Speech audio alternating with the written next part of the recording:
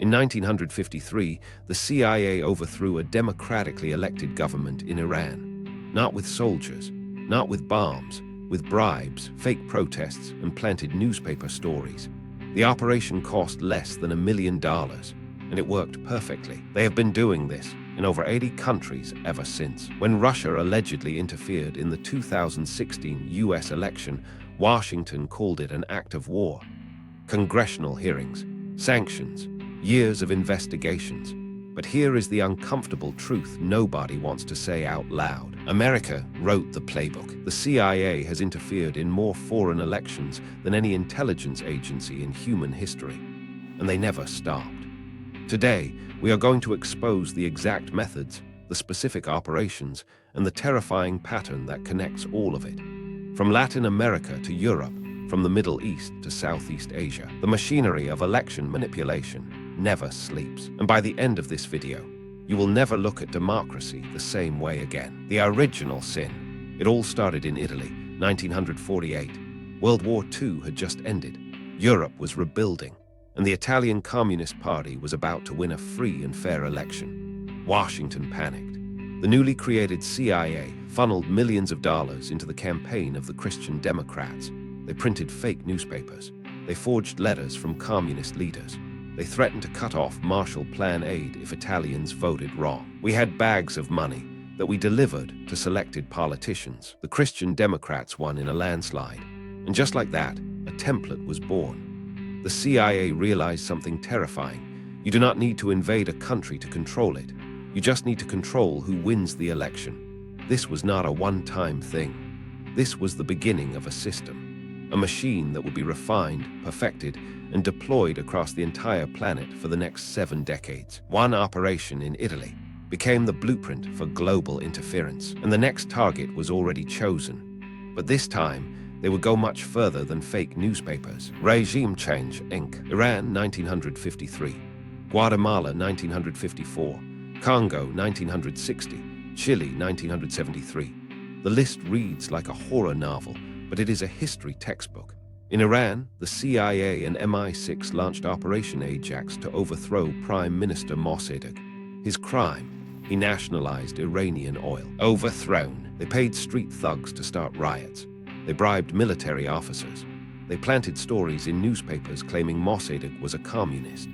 Within days, a democratically elected leader was replaced by a dictator who served Western oil interests for 25 years. In Guatemala, the CIA toppled President Arbenz because he dared to redistribute unused land from the United Fruit Company to poor farmers. Profit over people. They trained an exile army, ran a fake radio station broadcasting propaganda, and staged air raids to create panic. If this is opening your eyes to the pattern, hit like and subscribe to keep exposing what they hide, because what comes next connects all the dots.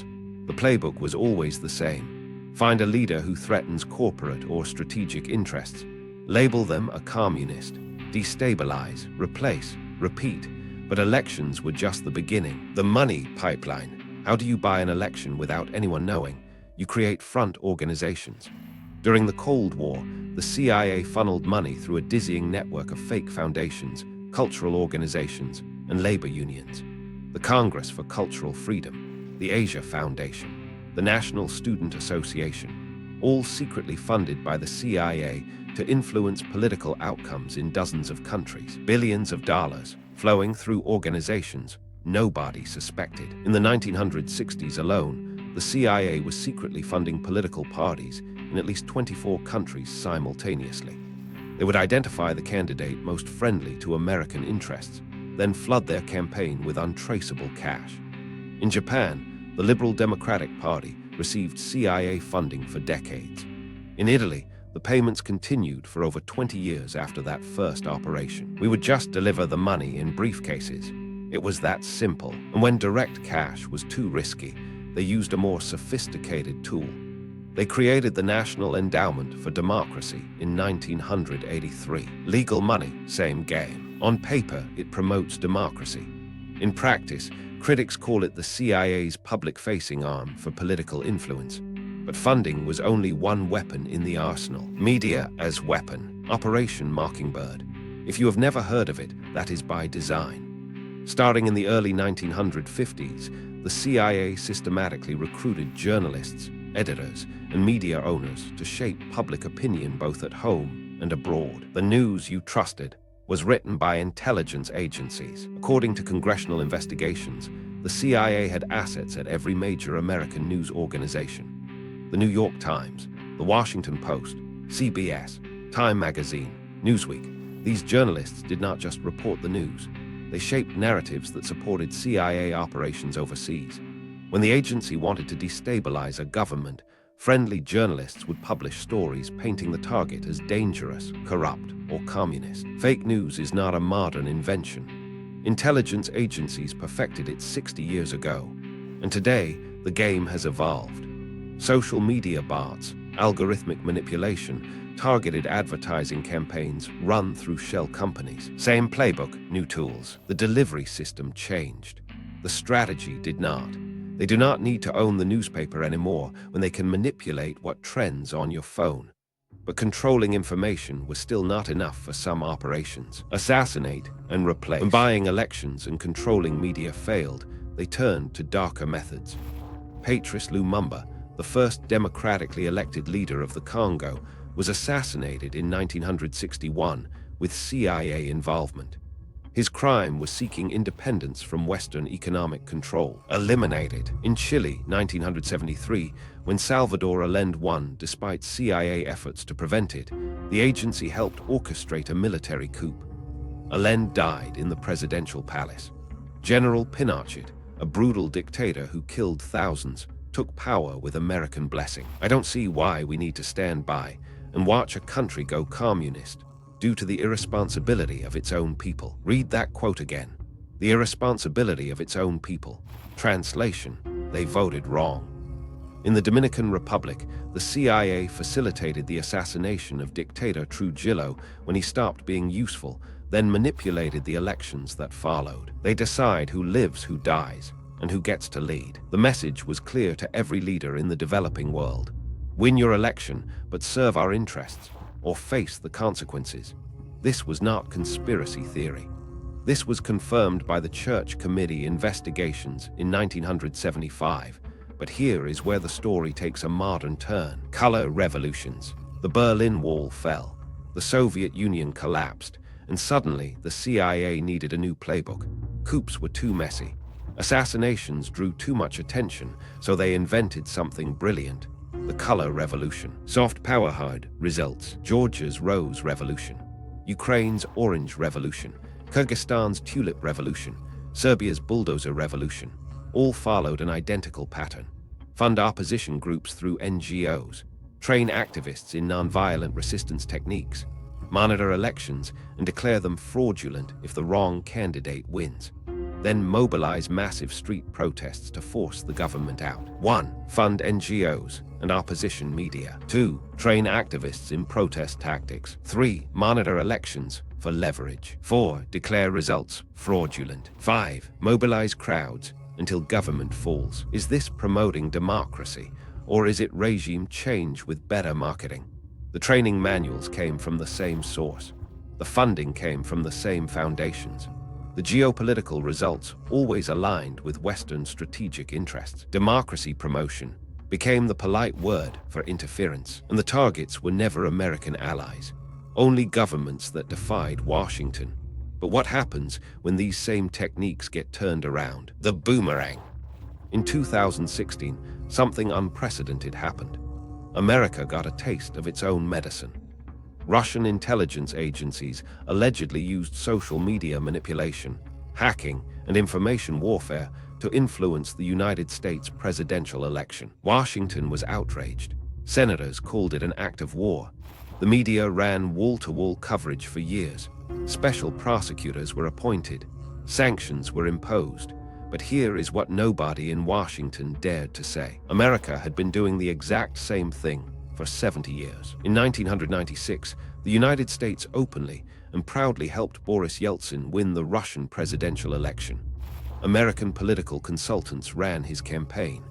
The IMF released a $10 billion loan timed to boost his popularity.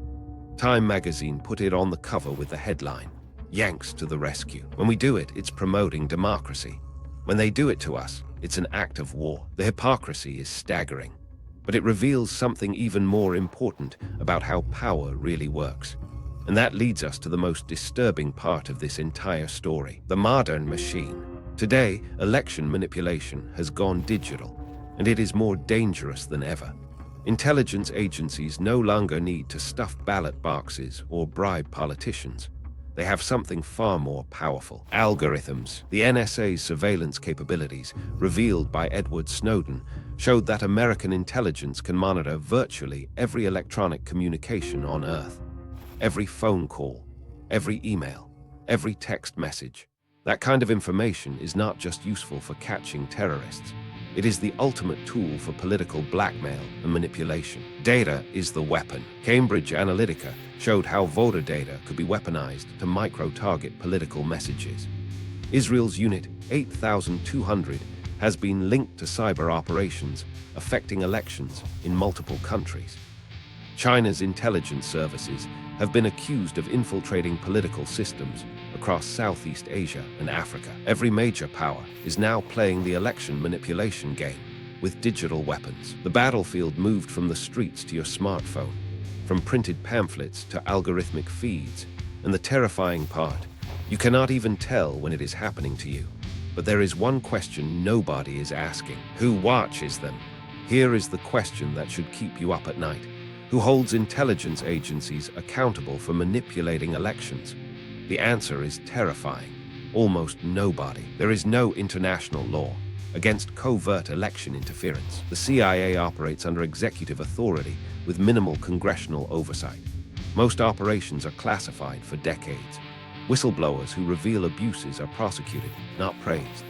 The Church Committee in 1975 exposed massive CIA abuses, including election manipulation, assassination plots, and domestic spying. Congress was horrified. They created oversight committees. Reform promised, never delivered. But within a decade, the same agencies were back to business as usual. Iran-Contra proved that oversight meant nothing when the people being overseen simply lied to Congress. And today, the intelligence budget is over $80 billion a year. Most of it is classified. We do not even know exactly how our money is being spent. The very word secrecy is repugnant in a free and open society. Kennedy said those words in 1961. 2 years later, he was dead, and the agencies he tried to rein in grew more powerful than ever. But what does all of this mean for the future of democracy itself? Democracy for sale. Let us connect all the dots. Since 1947, intelligence agencies around the world have treated democracy like a product they can manufacture, manipulate, or destroy according to their strategic interests. The CIA alone has interfered in over 80 elections across 6 continents, not to spread democracy, but to install governments friendly to American corporate and strategic interests. Russia, China, Israel, Britain, France. Every major power has played this game. The methods evolved from cash in briefcases to algorithms in your feed, but the goal never changed: control. Your vote matters only if the powerful allow it to matter. This is not about being anti-American or pro-Russian. This is about recognizing a system that exists above nations. A system where intelligence agencies operate in the shadows, accountable to no one, deciding which democracies survive and which ones get overthrown. The greatest threat to democracy has always come from those who claim to defend it. The question is not whether this is happening. The evidence is overwhelming, documented, and declassified. The question is, what are you going to do now that you know? Here is the pattern you need to see. Power never surrenders willingly. Intelligence agencies were created to protect national security. They became tools to protect national interests. And somewhere along the way, national interests became indistinguishable from corporate interests and raw power projection. The CIA interfered in over 80 elections since 1947. When other nations do it to America, it is an act of war.